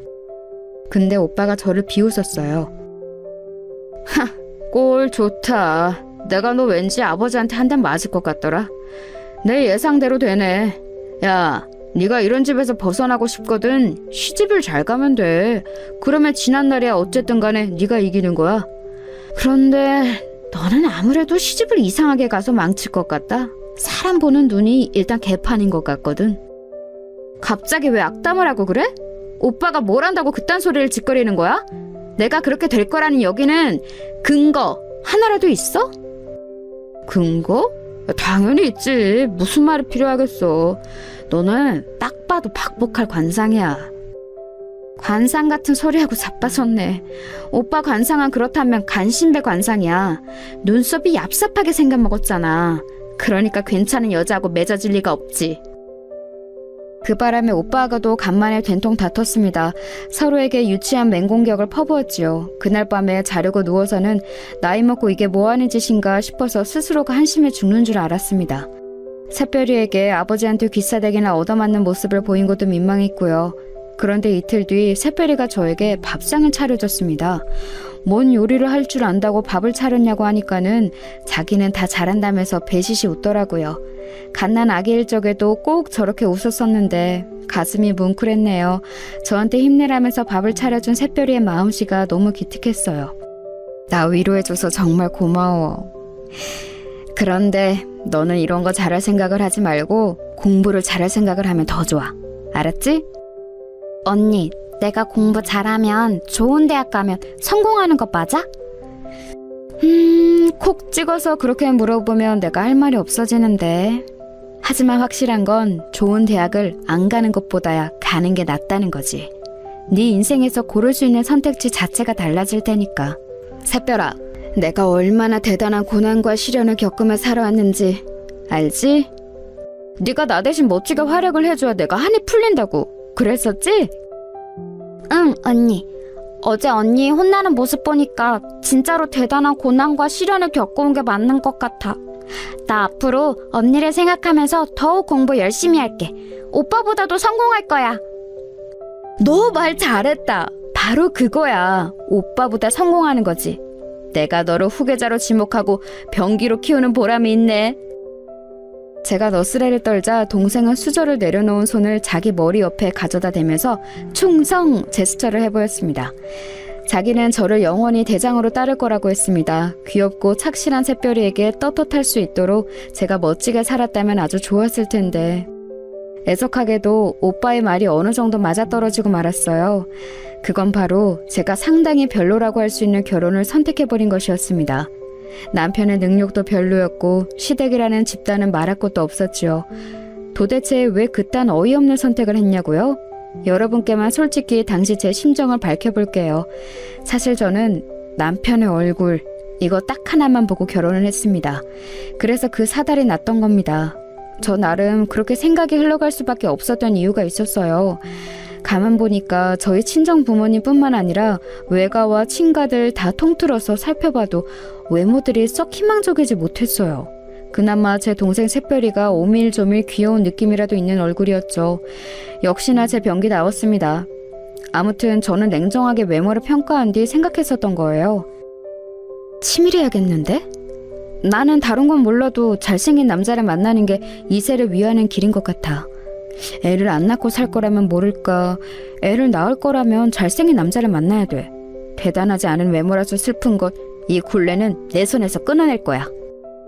제가 그런 의욕을 활활 불태우고 있을 때 제 주변에 아는 언니들이 기름까지 들이부었습니다. 거의 다 유부녀들이었거든요. 남편의 외모가 얼마나 결혼 생활에 지대한 영향을 미치는지 저에게 침이 마르도록 설명을 하였어요. 귀가 솔깃했죠. 다들 그렇게 말을 했습니다. 남편이 못생기면 부부싸움 할 때 2배로 열받는다고요. 하지만 남편이 잘생기면 몹시 화가 났을 때도 그냥 내가 참을까라는 생각부터 든다고 그랬습니다. 아빠가 잘생겨야 아이의 외모도 되게 예쁜 법이라는 이론까지 등장하였어요. 그런 얘기까지 들었을 때 저는 저와 사귀는 것도 안 사귀는 것도 아니었던 애매한 사이에 남편에게 적극적으로 들이대기로 결심했던 것이죠. 사람이 어리버리하고 좀 우유부단한 것 같은데 하지만 언니들이 한 말이 너무 그럴싸해서 무시가 안 돼. 이왕이면 잘생긴 남자하고 결혼하자. 불도저 같은 저의 기세에 휩쓸린 남편은 자기 가족들의 반대에도 불구하고 저랑 결혼을 해버렸습니다. 그래서 저희 부부는 사실 연애 기간이랄 게 따로 없어요. 결혼부터 들이박아 버렸거든요. 솔직히 말씀을 드리자면 저는 결혼을 하고 나서 미친 듯이 후회했습니다. 시댁 식구들이 저를 항상 죽일 듯이 쏘아보면서 굴러 들어온 돌 취급을 했거든요. 그런 자기 가족들을 남편은 막는 신용조차 하지 않았죠. 이도저도 아닌 걸로 굴었어요. 첫째만 뱃속에 안 생겼어도 저는 그때 확 도망쳐 버렸을지도 모릅니다. 그 정도로 결혼하고 초반 시기에는 힘들었어요. 그리고 결혼 생활에 보람이 없는 것 같아서 진짜 이혼이라도 해버릴까 이렇게 생각하고 있었을 때 친정엄마가 병원 생활을 시작하셨습니다. 많이 편찮으셨어요. 그래서 거기에 매달리느라 몇 년이 흘렸죠. 이 과정에서 시어머니와 대판 싸웠고 시댁하고는 거의 척을 지었습니다. 친정 엄마가 돌아가시고 나서도 저는 시댁과 거의 왕래를 안 했어요. 물 흘러가듯 그저 정 하나로 열심히 사는 결혼 생활이었습니다. 저는 늘 새별이에게 강조를 했죠. 너는 무조건 너를 최우선으로 두는 남자하고 결혼을 해야 돼. 알았지? 그리고 자기 며느리 아낄 줄 모르는 시부모가 있는 시댁이라면 아예 시작도 하지 말아야 돼. 새별이는 그럴 때마다 무조건 알겠다고 대답했습니다. 자기가 제대로 된 신랑감을 훗날 고를 거라고 했어요. 원래 공부머리가 없었던 새별이는 저의 전폭적인 지원을 받아서 제법 괜찮은 대학도 갔습니다. 괜찮은 신랑감 고를 만한 군번은 되고도 남았죠.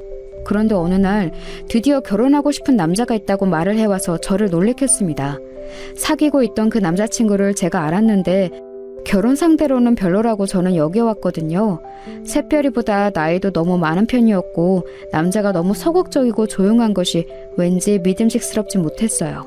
하지만 새별이는 자기 주장 안 내세우고 착한 그 남자가 결혼 상대로 마음에 든다고 했고 조용하고 나긋한 그 남자의 부모도 마음에 든다고 그랬습니다. 제가 만나뵙고 나니까 사돈댁이 정말 인상은 좋더라고요.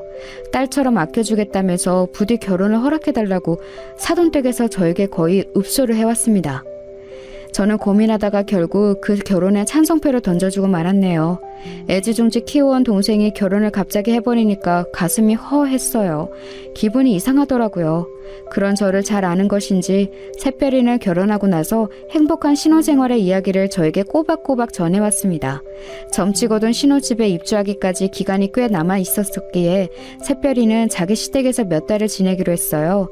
저는 그 생활이 괜찮을까 싶어서 걱정이 되었고 새별이와 연락이 잘 되는 것을 위안으로 삼았습니다. 제가 신혼생활을 방해하는 걸까봐 연락을 내킬 때만 주말 같은 때만 해도 된다고 그랬네요. 그러고 나서 몇 주가 평화로이 지났죠. 그런데 좀 미심쩍은 일이 벌어졌어요. 그건 바로 새별이와 연락이 안 되기 시작한 것이었습니다. 달콤한 신혼생활을 보내고 있는 것 같다는 뉘앙스의 안부 인사를 주고받은 게 마지막이었어요. 그 후로 나흘 동안 제가 새별이와 연락을 안 했다는 점이 문득 떠올라서 메시지를 보내놨었죠. 밥은 먹었냐고, 오늘 하루도 파이팅 하라고 그런 내용을 보내놓았는데 답장이 없었습니다. 그때는 지금과 같은 스마트폰이 없었으니 당연히 카카오톡도 없었죠. 당초에 제가 보낸 메시지를 읽었는지 안 읽었는지 알 길이 없으니까 이튿날에 제 속이 답답해지더군요. 그래서 전화를 걸었습니다. 그랬더니 어랍쇼? 전화를 안 받더라고요. 애가 결혼하고 나서 저에게 아무런 말도 없이 뭔가 새로운 활동이라도 시작했나, 어디 멀리 외출이라도 한 건가 이런 짐작만 섰었네요. 잘 지낸다면 상관이 없었지만 연락이 안 되는 건 조금 속상했어요. 신호음이 멀쩡히 가는 건 전화키를 켜놓기는 했다는 거니까 아마 바쁜 사정이 있을 확률이 높았죠. 메시지를 또 보내놓았는데 답장이 없길래 제가 하루가 더 지나서 다시 전화를 걸었습니다. 그런데 웬걸요? 희한하게도 사돈 어른께서 전화를 대신 받으셨습니다. 새별이의 시어머니 말이에요. 안녕하세요. 기간 잘 지내셨어요? 제 동생이 미리 언질도 없이 이렇게 연락이 안 될 애가 절대 아닌데 소식이 없길래 궁금했던 참이에요. 제 동생 지금 거기 있는 거죠? 왜 전화를 대신 받으셨어요? 우리 며느리 애기는 지금 잠깐 장 보러 나갔어요. 가까운 데라서 전화기를 두고 나갔네요. 아이고, 그런 거였어요? 제가 괜한 궁금증을 풀어왔었네요. 제 동생이 결혼하고 나서 무척 잘 지내나 봐요. 아주 자기 언니는 뒷전이 되었네요. 여자는 대개 결혼하고 나면 출가 외인이니 어쩔 수 없는 법이지요. 그러니 앞으로는 신경 쓰시는 걸 조금 줄이셔야겠어요. 네, 조언 감사합니다. 제 동생이 귀가하면 저에게 전화 한 통 좀 하라고 얘기 좀 전해주시겠어요? 우리 며느리 얘기가 별일이 없으면 연락을 안 할 수도 있겠고 별일이 있으면 어련히 따로 연락을 드릴 테고 뭐 이렇게 자기가 알아서 하겠죠. 그때 왠지 사돈 어른의 시큰둥한 말투에서 기분 나쁜 기운을 읽었던 것 같아요. 자기 며느리한테 네 언니가 전화 달라더라 이 말 하나 전하는 게 뭐 그렇게 어렵나요? 그렇게 하겠다 안 하겠다 이렇게 대답만 하시면 될 것이지 쓸데없이 빙빙 돌려 말씀하시면서 저에게 은근한 공격을 가하시는 것 같아서 기분이 팍 상했습니다. 그렇다고 이런 일로 성질을 부리는 것은 말도 안 되는 일이고 꾹 참고서는 평화롭게 통화를 종료했었네요. 말씀은 두루뭉실 짜증나게 하셨지만 그래도 제 동생 샛별이에게 애기 전달은 잘 해주실 거라고 믿었는데 이튿날이 되고 하루가 또 다 갔는데 기다리는 연락은 오지 않았어요. 그래서 결국 제부에게 연락을 했죠. 이제 거의 오기 부리는 심정이었습니다. 샛별이에게 직접 너 왜 연락이 없냐고 당장 물어보지 않으며 속이 답답해서 미칠 지경이기도 했네요. 밤에 갑자기 불쑥 전화를 해서 미안해요. 제부 지금 샛별이하고 같이 있죠. 샛별이 좀 바꿔주세요. 제가 그렇게 말을 했을 때였어요. 제부의 당황해서 우물쭈물하는 소리가 들려왔고 희미하지만 분명히 수화기 너머에서 샛별이의 목소리도 살짝 들려왔어요. 왠지 반가워서 제가 다시 샛별이를 찾으려 할 때였습니다. 제부가 이상한 소리를 하더군요. 와이프는 지금 자고 있습니다. 그래서 통화가 곤란할 것 같아요. 네? 잔다고요? 밤이긴 하지만 벌써 잘 시간은 아닌 것 같은데요. 원래 일찍 자는 애가 아닌데 어디 아프기라도 한 건 아니죠? 사실 와이프가 감기 기운이 살짝 있어요. 환절기라서 면역력이 떨어진 건지 어디 크게 나돌아다닌 것도 아닌데 살짝 감기가 왔네요. 죄송합니다. 제가 좀 더 잘했어야 했는데. 마음 같아서는 그냥 깨워달라 하고 싶었으나 왠지 그러기엔 제부가 통화를 얼른 마무리하고 싶어하는 느낌이었어요.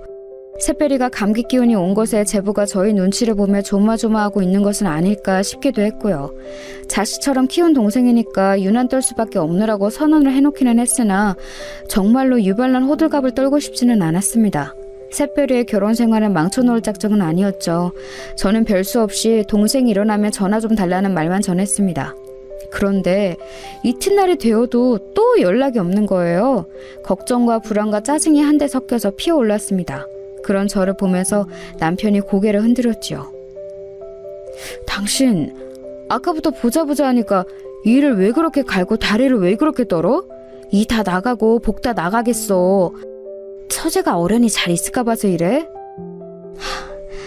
잘 때 이가는 습관이 있는 당신이 나에게 할 말은 아니야.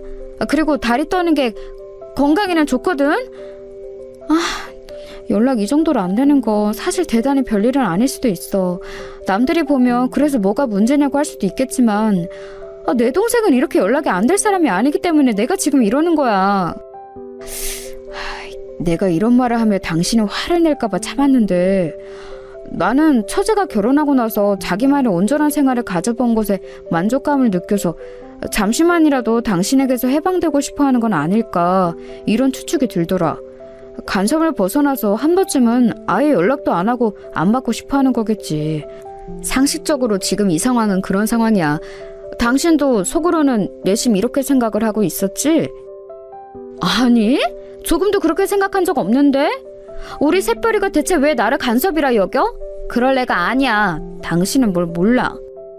당신은 처제가 늦둥이 동생이기 때문에 자식만을 애틋하게 키워봐서 그러는 거야. 원래 자기 자식을 다 안다고 부모는 과신하잖아. 그런 거랑 똑같아.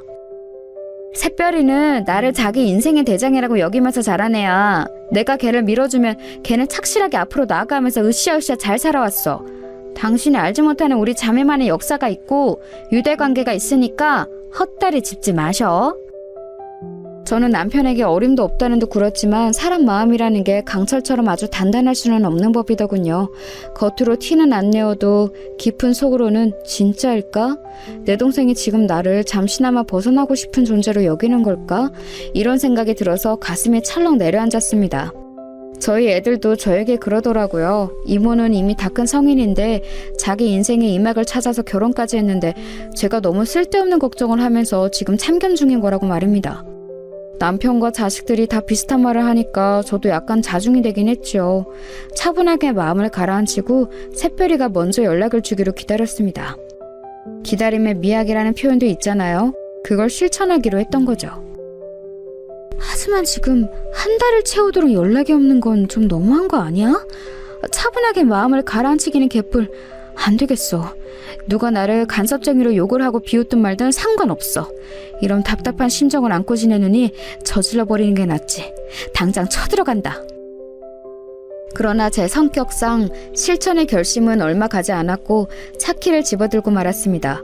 왜냐하면 제보 또한 연락이 안 되고 있었기 때문입니다. 왠지 제 연락을 피하는 것 같다는 생각이 들었어요. 차로 2시간 걸리는 거리를 저는 1시간 40분 만에 돌파하여 새별이가 있는 곳에 도착을 하였습니다. 새별이의 시댁이기도 했지요. 거침없이 현관 앞으로 가서 초인종을 눌렀습니다. 새별이의 시어머니, 사돈 어른이 응답을 하시더군요.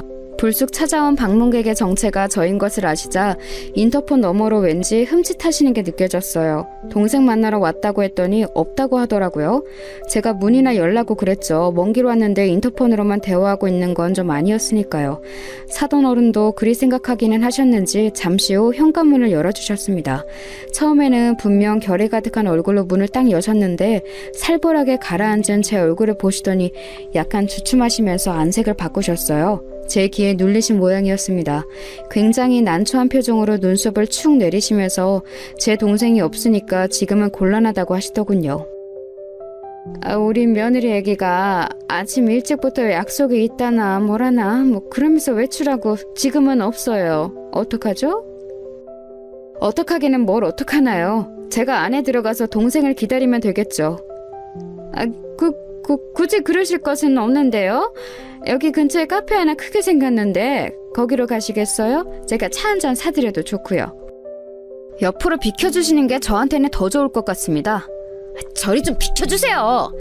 저는 짜증스럽게 사돈 어른을 옆으로 밀치고서 집 안으로 발을 들였어요. 사돈 어른이 저를 말리고 자시고 할 새도 없이 저는 성큼성큼 집 안을 활보하며 새별이와 제부의 공간을 찾았습니다. 가정 안쪽에 있는 부부 침실 문득 딱 열었을 때였어요. 제가 너무 놀라서 그 자리에서 일단 굳어버렸네요. 언니? 언니가 맞은 거야? 언니 나 여기 있었어. 나 좀 도와줘. 새별아, 너 이게 뭘 그리 지금 이게 뭐야? 다쳤어? 이 엄청난 기부스들은 대체 무슨 약물인데 어쩌다 이랬어? 언제 이랬어? 연락은 왜 안 됐어? 침대에 비스듬히 눕듯이 앉아있던 제 동생은 오른팔과 오른다리에 두툼한 기부스를 하고 있었습니다. 상상도 해본 적 없던 상황에 제가 진짜 기가 막히더라고요. 설마 이렇게 크게 다친 후였다니. 병원에 입원을 하고 있는 쪽이 더 어울릴 만한 기부스들이었는데 집에서 이런 몰골로 처박혀 있었다니 너무 어이가 없었습니다. 그런데 곧 더한 사실이 새별의 입을 통해서 밝혀졌어요. 내가 연락을 하고 싶어도 할 수가 없었어. 휴대폰을 어머님이 가져가 버리셔서 언니나 다른 사람에게 연락하면 가만 안 두시겠다고 그런 엄포를 놓으시고는 돌려주지 않으셨어. 뭐라고? 미친 거 아니야? 연락을 왜 못하게 해? 저기요, 이것 보세요. 이게 대체 어떻게 된 일입니까? 제 동생이 팔다리를 죄다 다쳐서 이런 꼴이 되었는데 왜 제가 몰라야 했던 거죠? 게다가 한쪽 팔다리가 다 이렇게 됐으면 당연히 거동이 불편한데 왜 목발이고 뭐고 주변에는 아무것도 안 보여요? 저는 눈이 돌아가서 아연 실색을 하며 방 안의 풍경을 바라보고 서 있던 사돈 어른을 향해 외쳤습니다. 사돈 어른은 입을 꾹 다문 채로 저를 답답하게 만드시더니만 이내 어쩔 수 없었다고 작은 목소리로 중얼거리셨죠. 그때 새별이가 눈물을 흘리며 울기 시작했어요. 제가 와줬으니 이제 지옥 탈출이라고 여겨져서 눈물이 터진 것이었죠. 서럽게 엉엉 울면서 저에게 그간의 이야기를 해줬는데 오늘아 지문개진 발음이었지만 핵심을 이해하는 것에는 큰 어려움이 없었습니다. 제부가 이런 거라고? 둘이 말다툼하고 있을 때 제부가 너를 확 밀치는 바람에 네가 이렇게 다친 거라고? 그래놓고서 너에게 이혼을 당할까봐 네가 나에게 일러 바치면 내가 사다를 내놓을까봐 그걸 계속 작정하고 숨겨온 거야? 병원에서부터 너를 감시했었다고? 다친 후로 병원 말고는 다른 곳을 한 번도 외출한 적이 없었고? 저는 멍하니 새별의 말을 곱씹으면서 서서히 제 안에 번지는 충격으로 허탈한 웃음을 지었습니다. 사람이 너무 어이가 없으려니까 웃음부터 나오더라고요. 새별이가 제부 같은 논팽이에 비하면 너무 어리고 예쁘긴 했죠. 공주니처럼 모시겠다고 해서 결혼을 시켜준 것이었으니 결혼 생활 초장부터 그게 어그러지면 다 끝인 거라고 제부와 그 어리석은 가족들은 생각한 모양이었습니다. 알고 보니 제부라는 놈이 엄청난 다혈질이라고 했어요. 얌전하고 내성적인 것 같지만 쉽게 욱하고 손을 올리고 쌍욕을 내뱉고 그러다가 진정되면 다시 순한 얼굴을 하고 무서운 사람이었던 거예요. 새별이는 이르지 않겠다, 그냥 평범한 안부 전화만 하고 싶다 이렇게 호소를 해왔지만 망할 놈의 사돈댁은 의심의 눈초리를 거두지 않은 겁니다. 혼자 거동도 할 수 없는 사람을 감시하면서 가둬놓고 기가 죽다 못해 피가 마르도록 한 거였어요. 사돈 어른이 한숨을 내쉬면서 이러시더군요. 우리 아들이 자기 아내는 앞으로 자기가 잘 길들여서 꽉 잡고 가겠다고 그러니까 내가 빌 수 있나요? 그러라고 하는 수밖에요. 그리고 저도 며느리가 너무 콧대 놓고 드센 게 보기 좋지 않은 것 같아서 그 콧대를 좀 이 기회에 꺾어놓고 싶었어요. 며느리란 모름지기 시어머니에게 순종해야 하는 법인데 그런 게 전혀 없고 자기 하고 싶은 대로 행동을 해버리니까 누가 위에 있는지 정확히 알려주면 좋을 것 같아서. 그게 무슨 개소리예요? 말 같지도 않은 말은 하지도 마세요. 어르고 달래서 어떻게든 결혼을 성사시킬 때까지는 이런 마음이 아니셨을 텐데요. 화장실 갈 때와 나올 때가 다른 게 사람 마음이라지만 아무리 그렇다고 해도 이건 지나치신 거 아닌가요? 며느리 사랑으로 최고가 되겠다고 하셨던 분은 대체 어디로 가신 거죠? 그게 다 입에 발린 소리들이었고 진심이 없는 감언이설이었다니. 그런 것에 속아 넘어가서 제가 제 동생을 이딴 집구석에 시집을 보냈다니 저는 지금 제 혀를 씹고 싶은 심정입니다. 이러니까 저희가 더욱 그랬던 거예요. 너무 유별나게 그렇게 동생을 위하고 싸고 도시니까 저희도 나름의 조치를 취할 수밖에 없었던 거라고요. 며느리는 이제 저희 집안 식구인데 그것을 용납하지 않으실 것 같아서 그랬습니다. 네? 싸고 돌긴 뭘 싸고 돌아요? 어디 김밥 싸요? 도시락 싸요? 거참 표현을 이상하게 하시네. 제가 분명 말 같지도 않은 말은 하지 마시라고 했을 텐데요. 노망 나셨나 보네요. 조기 치매가 오셨네. 새별아, 나는 네가 벌써부터 치매가 온 시어머니 모시고 살기에는 너무나도 젊고 아깝다고 생각하는데 너는 어떻게 생각하니? 제가 낮게 이를 갈면서 말을 하자 훌쩍거리고 있던 새별이가 우는 것을 멈추더니 고개를 번쩍 들어서 자기 시어머니를 똑바로 쳐다봤어요. 그리고 다음 순간 제 동생 새별이가 취한 행동에 상황이 상황임을 잊고 저는 웃음이 터질 뻔했습니다. 새별이가 멀쩡한 왼손을 들어서 손가락 부분만 기부스 밖으로 나와있는 오른손을 움직이더니 기부스 끝으로 오른손가락에 중지를 들어올린 거예요. 제가 키운 동생에게서 난생 처음 보는 손가락 욕이었습니다. 기부스 사이로 가운데 손가락을 들어올린 새별이가 눈을 부릅뜨고 말했어요. 어머님, 이거나 잡수세요. 그리고 꺼지세요. 그러자 사돈 어른이 삽시간에 얼굴이 벌겋게 달아오르더군요. 마음 같아서는 깽판을 쳐놓고 싶었으나 새별이를 챙기는 것이 우선이었기에 저는 얼른 부축에 나섰습니다. 목발도 없이 사람을 이렇게 방치해놨다니. 새별이를 힘겹게 부축하는 동안 욕이 나오더라고요. 사돈 어른은 이대로는 못 간다면서 절대 못 보내니까 자기 아들이 올 때까지만이라도 있어야 한다고 박박 우겨댔어요. 그래서 제가 그 면상 앞에 꽉 쥔 주먹을 들이밀었죠. 한마디만 더 하면 주먹을 응당하겠다는 표시였습니다. 불쑥 들이밀어진 주먹에 놀란 사돈 어른은 엉덩방아를 찌우며 주저앉았습니다. 세게 엉덩방아를 찌으신 것인지 바로 일어나지 못하시고 허리를 부여잡으며 고통스레 신음을 하셨어요. 그러거나 말거나 저는 새별이를 챙겨서 그곳을 빠져나가기에 급급했네요. 웬 정신나간 집안에 잘못 걸려서 그간 마음고생 몸고생 다 하고 있었을 제 동생을 생각하니 짠하기도 했고 미안하기도 했습니다. 내가 너무 미안하다 새별아. 진작에 찾아왔어야 했는데 네가 너무 잘 지내느라 나에게 연락을 일부러 안 할 수도 있다고 여기고서는 지금까지 시간을 지체해버렸어. 내가 잘못이었어. 아니야, 괜찮아. 하나도 안 늦었어. 다친 사람을 이렇게 고립시켜 놓은 남편 시대. 그렇다면 내가 다 나은 후에는 어쩌려고 이러는 것인지, 그 안에 나의 길을 팍팍 죽여놓으려고 이러는 것인지 정말 감이 안 잡히는 이상한 사람들이라서 황당했고 무서웠는데 그래도 꿋꿋하게 버틸 수 있었던 건 언니가 나를 찾으러 와줄 거라는 믿음이 있어서였어. 왜냐하면 언니는 내 대장이잖아. 대장이라면 반드시 멋지게 출동해줄 줄 알았지.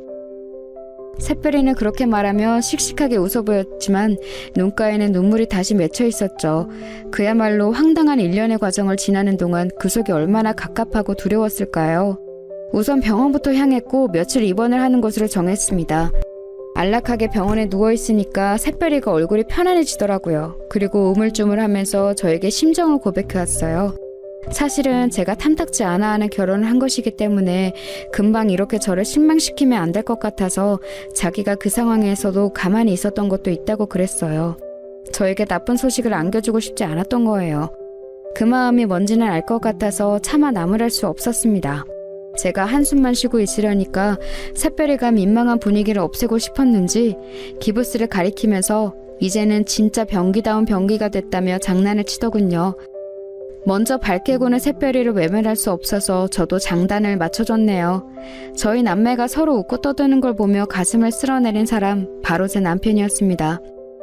자기 처제를 멋대로 오해한 후였으니 심장이 떨렸을 테죠. 만회를 하려는 것인지 제부라는 놈이 낯짝 두껍게 샛별이를 찾아왔을 때 활약을 하였습니다. 죄송합니다. 겁이 나서 그랬어요. 저 때문에 와이프가 크게 다쳤으니 영락 없이 이혼이라고 당하고 질책당하고 손가락질 당하고 그럴까봐 갑자기 두려운 마음이 들어서 숨기기로 했습니다. 제가 판단을 잘못했던 것 같아요. 용서를 빕니다. 앞으로 잘할 수 있게 기회를 주세요. 살다 보면 이런 일 저런 일 벌일 수 있는 게 사람이지. 그렇다고 해서 무조건 꽁꽁 숨기고 문제를 마주하지 않고 회피하고 이런 게 맞다고 보나? 남자 왕씨는 다 시키네. 너 같은 놈에게 줄 기회 따위는 없어. 우리 처제 인생에서 썩 꺼져버려. 남편이 다른 건 몰라도 외관은 참 괜찮은 사람이거든요. 그걸 앞세워서 어깨 쫙 펴고 불효령을 내렸죠. 제부 같은 구질구질한 놈은 남편이 윽박을 지르자 꼬랑지를 말 수밖에 없었습니다. 그 이후로요? 당연히 둘은 이혼을 했고 그 과정에서 정당한 보상금도 다 챙겨놨습니다. 원래는 한 푼도 줄 수 없다며 뻔뻔하게 상대가 나왔었는데 저희 오빠하고 새언니가 살면서 만난 모든 인맥을 다 동원해서 털어버리겠다고 하니까 기세가 눌려서는 돈을 토해내더군요. 그 돈으로 저는 샛별이가 재미있는 생활을 누리기를 바랐는데 그걸 다 꽁꽁 묶어놓더라고요. 왜 그러냐고 물으니까 자기 조카들의 미래를 위해서 두는 거라고 그랬어요. 저희 애들만 해당이니까 오빠네한테는 비밀이라며 윙크를 하는 샛별이의 모습에 가슴이 찡해졌습니다. 만류하지는 못하겠더라고요. 제부였던 그놈은 나중에 소식을 우연히 들어보니까 꽃뱀한테 잘못 물려서 재혼생활이 파탄났더군요. 자업자득인 것 같았어요. 제 동생 샛별이는 정말 괜찮은 남자를 만나서 재혼했고 행복한 가정 꾸려서 웃으면서 살아왔답니다. 이날 이때까지 아무 별탈 없이 말이에요. 앞으로도 남은 인생 동안 쭉 그랬으면 좋겠네요.